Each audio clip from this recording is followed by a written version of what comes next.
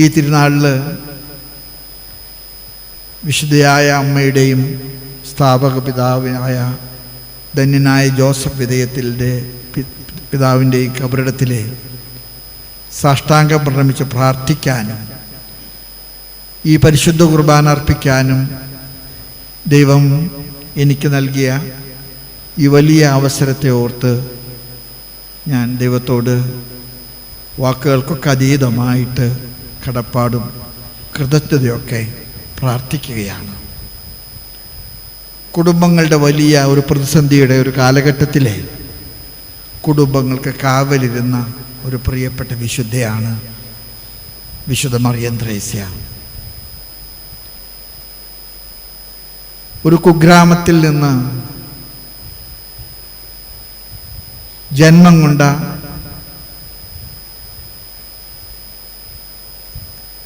ഒരു വിധത്തിൽ പറഞ്ഞാൽ ഒരു നിരക്ഷര കുഷിയെപ്പോലെ വിദ്യാഭ്യാസ യോഗ്യതകളൊന്നുമില്ലാത്ത ഒരു പാവപ്പെട്ട ഒരു കന്യാസ്ത്രീ കർത്താവിൻ്റെ വഴികൾ കർത്താവ് ചെവിയിൽ മന്ത്രിച്ചപ്പോൾ അത് ശ്രദ്ധയോടുകൂടെ കേട്ടവള്. എലിസബത്ത് മറിയത്തെക്കുറിച്ച് പറഞ്ഞ വാക്കുകൾ വിശുദ്ധയായ അമ്മയെക്കുറിച്ച് നമുക്കും പറയാൻ സാധിക്കും. ദൈവത്തിൻ്റെ വചനം കേട്ടവൾ, അനുസരിച്ചവൾ, നീ ഭാഗ്യവതി. ദൈവം തന്നോട് പറഞ്ഞത് അത് വിശ്വസിക്കുകയും അത് പ്രാവർത്തികമാക്കാൻ തൻ്റെ പശ്ചാത്തലത്തിൽ കഠിനാധ്വാനം ചെയ്ത ഒരു പ്രിയപ്പെട്ട അമ്മ. ഈ പുത്തഞ്ചിറ നാട്ടുകാർക്ക്, ഈ കുഴിക്കാട്ടിശ്ശേരി പ്രദേശത്തുകാർക്ക്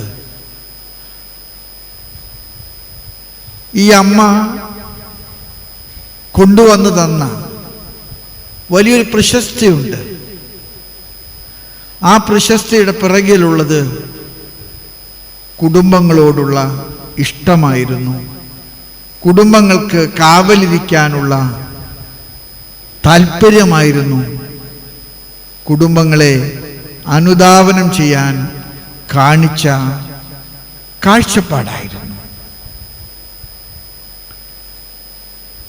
പരിശുദ്ധ പിതാവ് ഈ വർഷത്തെ ലോക യുവജന ദിനം ലിസ്ബണിൽ വെച്ച് സംഘടിപ്പിച്ചപ്പോൾ 4 ദിവസവും ആ സമ്മേളനത്തിലെ ആളുകളുടെ കൂടെ മാർപ്പാപ്പയുണ്ടായിരുന്നു. എന്നെ അത്ഭുതപ്പെടുത്തി. ഞങ്ങൾ 1000-ൽ കൂടുതൽ മെത്രാന്മാരുണ്ടായിരുന്നു. 5 ലക്ഷത്തോളം വരുന്ന യുവജനങ്ങളുണ്ടായിരുന്നു. പരിശുദ്ധ പിതാവ് ഈ വേൾഡ് യൂത്ത് ഡേ നടക്കുന്ന എല്ലാ സമയത്തും ഞങ്ങളോടുകൂടെ പ്രാർത്ഥനയിലുണ്ടായിരുന്നു. മാർപ്പാപ്പ ഒരിടത്തേക്കും പോയില്ല. മാർപ്പാപ്പ അവിടെ തന്നെ ഉണ്ടായിരുന്നു. മാർപ്പാപ്പയോട് അതേക്കുറിച്ചിട്ട് പത്രക്കാർ ചോദിച്ചപ്പോൾ മാർപ്പാപ്പ പറഞ്ഞൊരു മറുപടി, ഒരുപക്ഷെ മറിയം ത്രേസ്യ അമ്മയുടെ തിരുനാൾ കൊണ്ടാടുമ്പോൾ അമ്മ പറഞ്ഞൊരു മറുപടിയാണ്, കാവലിരിക്കാൻ വിളിക്കപ്പെട്ടവനാണ് ഞാൻ. കാവലിരിക്കാൻ വിളിക്കപ്പെട്ടവളാണ് ഞാൻ. അതായിരുന്നു അമ്മ ഈ കുടുംബ പ്രേക്ഷിതത്വത്തിന് മുഴുവൻ നിദാനമായിട്ട് എടുത്ത ഒരു വലിയ മുദ്രാവാക്യം, കാവലിരിക്കുക. യോഹന്നാന്റെ സുവിശേഷത്തിൽ 2-ാമത്തെ അധ്യായത്തിലെ കാനായിലെ കല്യാണ വിരുന്നിനെ കുറിച്ചുള്ള വിവരണം ആരംഭിക്കുന്നത് 3-ാം ദിവസം കാനായിൽ ഒരു വിവാഹ വിരുന്ന് നടന്നു. 3-ാം ദിവസം എന്ന ഈ ഒരു പ്രയോഗമുണ്ടല്ലോ, ആ പ്രയോഗത്തെ കുറിച്ചിട്ട് ബൈബിൾ പണ്ഡിതന്മാരെല്ലാവരും പറയുന്നത് കർത്താവിൻ്റെ പീഡാനുഭവത്തിൻ്റെ ഓർമ്മകളുടെ, സംഘർഷങ്ങളുടെ, കൊടുക്കപ്പെടലിൻ്റെ, തനിക്ക് അനുഭവിക്കേണ്ടി വന്ന പീഡനങ്ങളുടെ മുഴുവൻ ഓർമ്മയാണ്. 3-ാം ദിവസം കാനായിൽ ഒരു വിവാഹ വിരുന്ന് നടന്നു. നമ്മുടെ കുടുംബങ്ങളെല്ലാം തന്നെ ഈ കാനായിലെ കുടുംബങ്ങളുടെ തുടർച്ചയാണെന്ന് തിരിച്ചറിഞ്ഞ ഒരമ്മയുടെ കബറിടത്തിലാണ്, ആ അമ്മയ്ക്ക് കരം കൊടുത്ത ഒരു ധന്യനായ പിതാവിൻ്റെ കബറിടത്തിലാണ് ഞാനും നിങ്ങളും ഇന്നായിരിക്കുന്നത്. കുടുംബങ്ങൾക്ക് കാവലിരിക്കാൻ വിളിക്കപ്പെട്ടവരെ, നമ്മുടെ കുടുംബങ്ങളോട് ചേർന്ന് അനുധാവനം ചെയ്ത് യാത്ര ചെയ്തവരെ, അവിടെ തീർത്ഥാടനം മുഴുവൻ അതായിരുന്നു, കുടുംബങ്ങൾക്ക് വേണ്ടി. Pastoral ministry begins from family apostolate എന്ന് പരിശുദ്ധ പിതാവ് അടുത്ത കാലത്ത് മെത്രാന്മാരോട് പറഞ്ഞു. Pastoral ministry begins from family apostolate. മാർപ്പാപ്പ കൂട്ടത്തിൽ ചേർത്ത് പറഞ്ഞൊരു വചനം നിങ്ങളെല്ലാം കേട്ടിട്ടുണ്ടെന്ന് എനിക്ക് ഉറപ്പാണ്. The home going priest will generate the church coming people. The home going priest will generate the church coming. വീടുകൾ സന്ദർശിക്കുന്ന വൈദികർക്ക് മാത്രമേ പള്ളിയിൽ സജീവമായിട്ട് സന്നിഹിതരാകുന്ന, സംബന്ധിക്കുന്ന ദൈവജനത്തെ സൃഷ്ടിക്കാൻ സാധിക്കുകയുള്ളൂ. ഞാനതുകൊണ്ട് പറയും, പാസ്റ്ററൽ മിനിസ്ട്രിയുടെ, ഞാൻ എന്നും മറിയം ത്രേസ്യാമ്മയെക്കുറിച്ച് പറയാൻ ആഗ്രഹിക്കുന്ന ഒരു കാര്യമാണ്, പാസ്റ്ററൽ മിനിസ്ട്രിയുടെ പ്രാക്ടിക്കൽ ഗൈഡാണ് മറിയം ത്രേസ്യാമ്മയുടെ കാര്യസം. വേറെ ഒന്നും അമ്മ ചെയ്തിട്ടില്ല. അമ്മ ഫാമിലിയെക്കുറിച്ച് ഒരു ഡെസർട്ടേഷൻ നടത്തിയിട്ടില്ല, ഫാമിലിയെക്കുറിച്ച് പുസ്തകങ്ങളൊന്നും എഴുതിയിട്ടില്ല.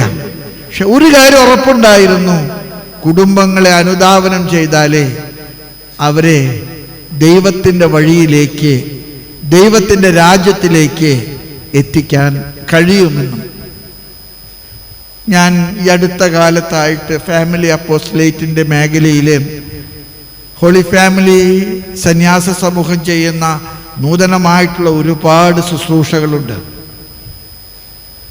ആ ശുശ്രൂഷകളൊക്കെ ഇന്ന് സഭ പൊതുവിലെ വിലപ്പെട്ടതായിട്ടും അത് സഭയ്ക്ക് ഗുണകരമായിട്ടും കാണുന്നുവെന്നുള്ളത് നിങ്ങൾ പുതിയ സംവിധാനങ്ങൾ കണ്ടുപിടിച്ചത് കൊണ്ടല്ല, അമ്മ നടത്തിയ വഴിയിലൂടെ നിങ്ങൾ ചേർന്ന് നടക്കാൻ നടത്തുന്ന പരിശ്രമത്തിൻ്റെ ഭാഗമായിട്ടാണ് ഞാനതിനെ കാണുന്നത്.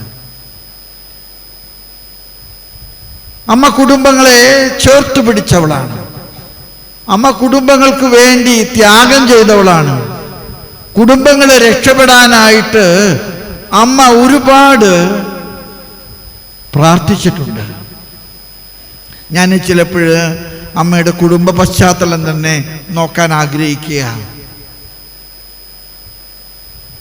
ഞാനത് പറയുമ്പോൾ നമുക്കറിയാം, അങ്ങനെ സാമ്പത്തികമായി സുസ്ഥിതിയുള്ള, ഒരുപാട് പേരും പ്രശസ്തിയുള്ള, എല്ലാം സുരക്ഷിതവും സുഭിക്ഷവുമായിട്ട് നടക്കുന്ന ഒരു കുടുംബത്തിൽ നിന്ന് വന്ന ഒരാളാണെന്ന് എനിക്ക് തോന്നുന്നില്ല.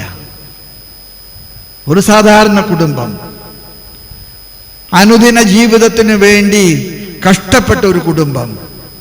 ആ കുടുംബത്തിൽ നിന്ന് കടന്നു വന്ന അമ്മ ഒരു കുടുംബം കടന്നു പോകുന്ന കഷ്ടപ്പാടുകൾ സ്വന്തം ജീവിതത്തിലെ, സ്വന്തം കുടുംബത്തിൽ നിന്ന് അമ്മ വായിച്ചു പഠിച്ചു.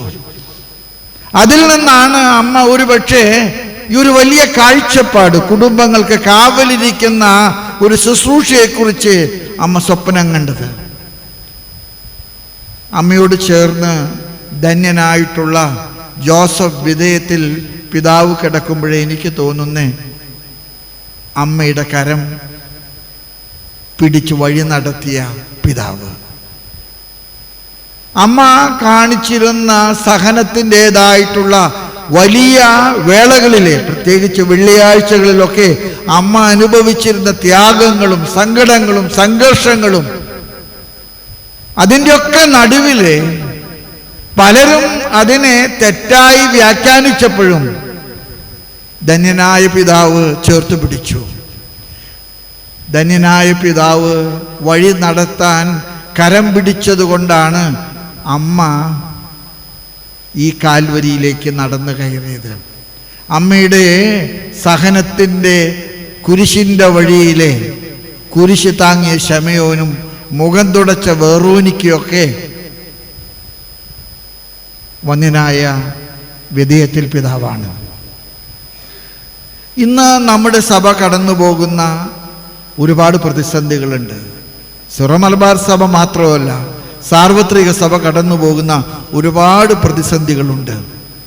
ഈ പ്രതിസന്ധികൾക്കൊക്കെ മറുപടി പറയാനായിട്ട് നമ്മൾ വായിച്ചു പഠിക്കേണ്ട പാഠപുസ്തകങ്ങളാണ് വിശുദ്ധയായ മറിയം ത്രേസ്യായും വാഴ്ത്തപ്പെട്ട ധന്യനായ ജോസഫ് വിധേയത്തിൽ പിതാവും. അവരെ സംബന്ധിച്ചിടത്തോളം ഞാൻ അവരുടെ ശുശ്രൂഷയെ വിശേഷിപ്പിക്കാൻ ആഗ്രഹിക്കുന്ന ഒരു പ്രയോഗമുണ്ട്.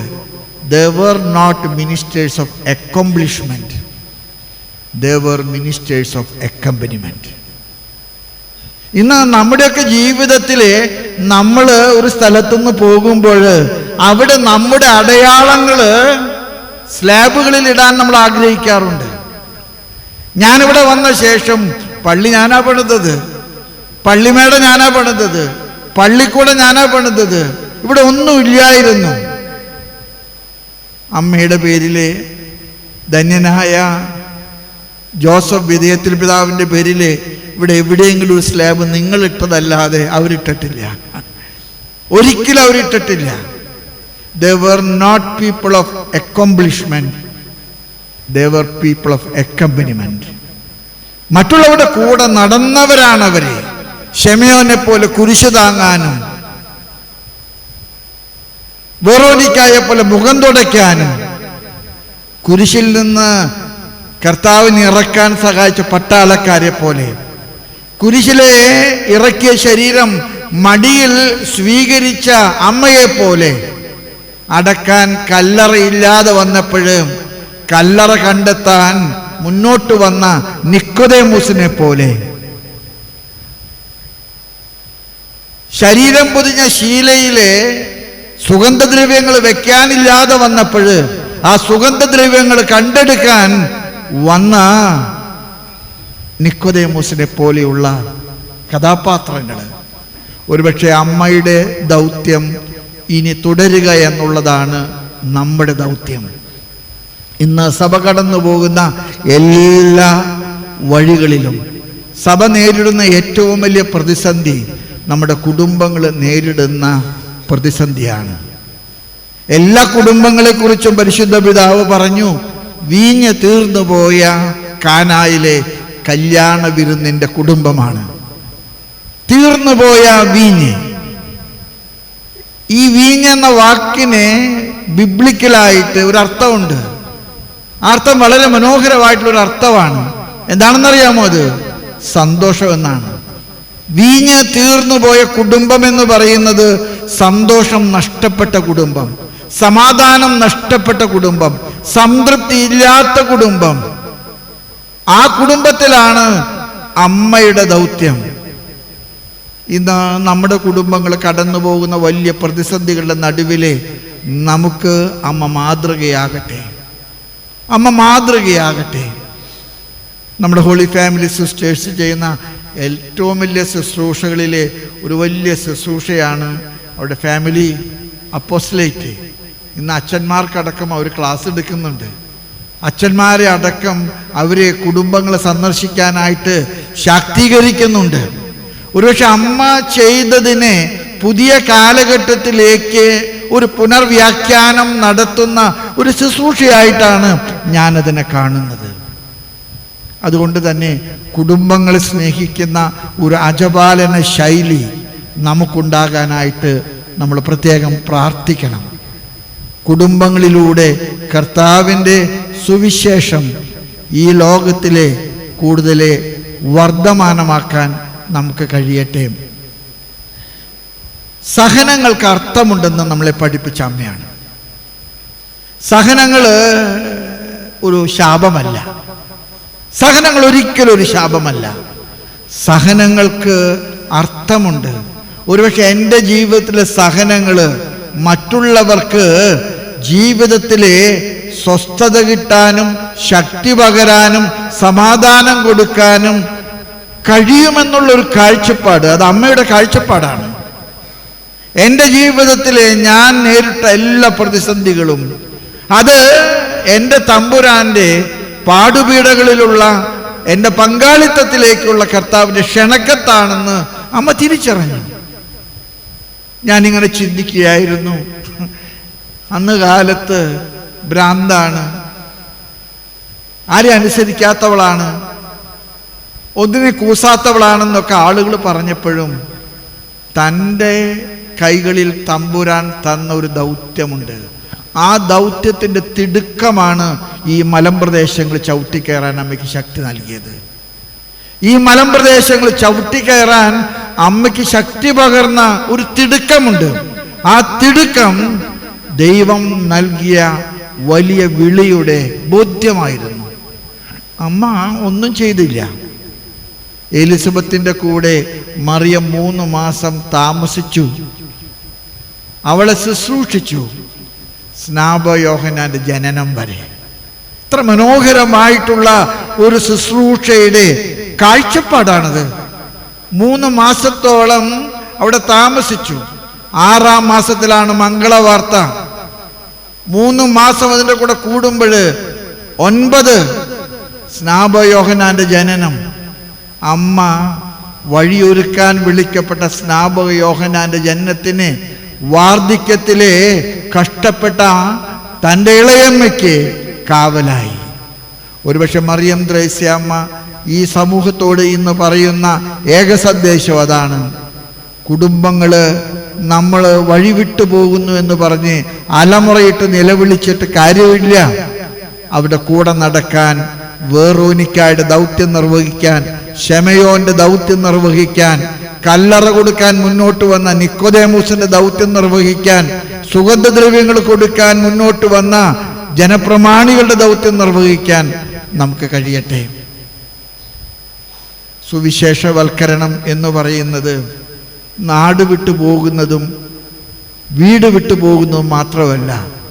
സുവിശേഷവൽക്കരണം എന്ന് പറയുന്നത് നമ്മുടെ ജീവിതത്തെ ആധികാരികമാക്കുന്നതും നമ്മുടെ ജീവിതം മറ്റുള്ളവർക്ക് വഴികാട്ടുന്ന വിധത്തിൽ അവരെ വഴി നടത്തുന്നതുമാണ്. അത്തരത്തിലുള്ളൊരു ശുശ്രൂഷ ചെയ്യാൻ നമുക്ക് കഴിയട്ടെ. സ്നേഹമുള്ളവരെ, പരിശുദ്ധ മറിയം ത്രേസ്യാമ്മയുടെയും ധന്യനായ ജോസഫ് വിധേയത്തിൽ പിതാവിൻ്റെയും തിരുനാൾ അവിടെ കബറിടങ്ങൾ സ്ഥിതി ചെയ്യുന്ന ഈ പുണ്യഭൂമിയിലെ ഈ തീർത്ഥകേന്ദ്രത്തിലെ ഈ തിരുനാൾ ആരംഭിച്ചുകൊണ്ട് ഞാൻ അർപ്പിക്കുന്ന ഈ ബലിയിലെ നമ്മുടെ സഭയുടെ കാര്യം ഞാൻ നിങ്ങളെ പ്രത്യേകം ഓർമ്മപ്പെടുത്തുന്നു. നമ്മുടെ സഭയ്ക്ക് വേണ്ടി നിങ്ങൾ നന്നായിട്ട് പ്രാർത്ഥിക്കണം. നമ്മുടെ സഭ കടന്നു പോകുന്ന ഒരുപാട് ബുദ്ധിമുട്ടുകളുണ്ട്. ആ ബുദ്ധിമുട്ടുകളുടെ ഒക്കെ നടുവിൽ സഭയിൽ സ്വസ്ഥതയുണ്ടാകാൻ, സമാധാനം ഉണ്ടാക്കാൻ, കർത്താവിനെ വിളിച്ചുണർത്താൻ നമുക്ക് കഴിയട്ടെ. കർത്താവ് നൗകയുടെ തലഭാഗത്ത് തലയണ വെച്ച് കിടന്നുറങ്ങുമ്പോൾ പത്രോസ് കരുതിയത് ഇത് തച്ചൻ്റെ മകനാണ്, ഇവന് കടലുമായിട്ടൊരു ബന്ധവുമില്ല, അതുകൊണ്ട് അവനെ വിളിക്കണ്ട. പത്രോസ് പഠിച്ച പണി 18 നോക്കിയിട്ട് നൗക നിയന്ത്രിക്കാൻ പറ്റാതെ വന്നപ്പോൾ പത്രോസിന് മനസ്സിലായി എനിക്ക് പറ്റിപ്പോയി മണ്ടത്തരം. പത്രോസ് അലമുറയിട്ട് വിളിച്ചു, കർത്താവേ ഞങ്ങൾ നശിക്കുന്നു, കർത്താവേ ഞങ്ങൾ നശിക്കുന്നു. കർത്താവ് ഉണർന്നു, കരങ്ങൾ ഉയർത്തി കാറ്റിനെ ശാന്തമാക്കി, കടലിനെ സൗമ്യമാക്കി, എല്ലാം സ്വസ്ഥമായി. സഭയും കടന്നു പോകുന്ന ഈ കഷ്ടപ്പാടുകളുടെ നടുവിലെ നമുക്ക് കർത്താവിനെ വിളിച്ചുണർത്താൻ പ്രത്യേകം പ്രാർത്ഥിക്കാം. വിശുദ്ധയായ മറിയം ത്രേസ്യാമ്മയുടെ തിരുനാൾ കൊണ്ടാടുമ്പോൾ, ധന്യനായ പിതാവിൻ്റെ ഓർമ്മ കൊണ്ടാടുമ്പോൾ, അവരുടെ മാധ്യസ്ഥം വഴി നമ്മുടെ സഭയിലും ധാരാളം സമാധാനമുണ്ടാകാനും ധാരാളം സന്തോഷമുണ്ടാകാനും നമ്മുടെ കുടുംബങ്ങളൊക്കെ തന്നെ നാം ആഗ്രഹിക്കുന്നത് പോലെ നസ്രസിലെ കുടുംബങ്ങളായിട്ട് തീരാനും നിങ്ങൾ പ്രത്യേകം പ്രാർത്ഥിക്കണം.